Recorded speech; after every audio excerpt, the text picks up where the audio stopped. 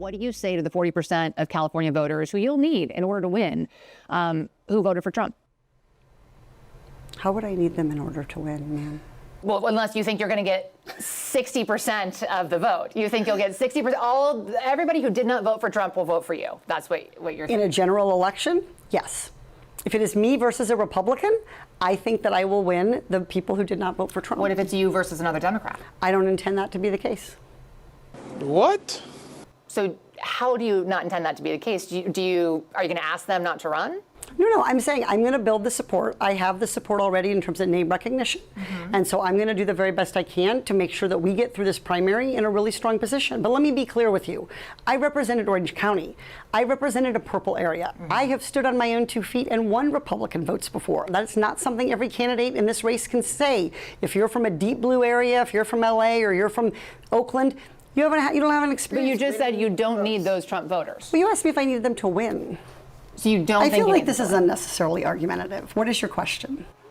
The question is the same thing I asked everybody, that this is being called the empowering voters to stop Trump's power grab. Every other candidate has answered this question. This is not Correct. And I said I support it.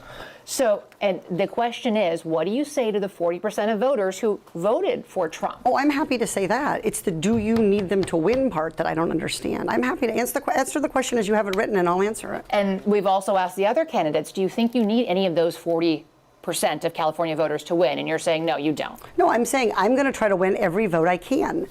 And what I'm saying to you is that... Well, to those voters, okay, so you... I don't want to keep doing this. I'm going to call it. Okay. Thank you. You're not going to do the interview with us? Nope, not like this. I'm not. Not with 7 follow-ups to every single question you ask.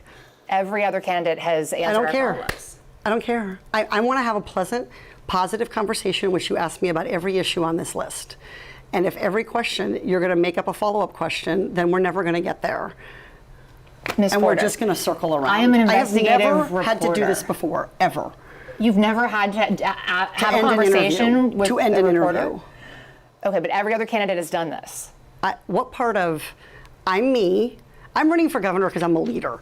So I am going to make... So you're not going to answer questions from reporters? Okay, why don't we go through? I will continue to ask follow-up questions because that's my job as a journalist, but I will go through and ask these, and if you don't want to answer, you don't want to answer. So nearly every legislative... I don't want to have an unhappy experience with you, and I don't want this all on camera. I don't want to have an unhappy experience with you either. I would love to continue to ask these questions so that we can show our viewers what every candidate feels about every one of these issues that they care about. I don't give a fuck. I don't give a fuck.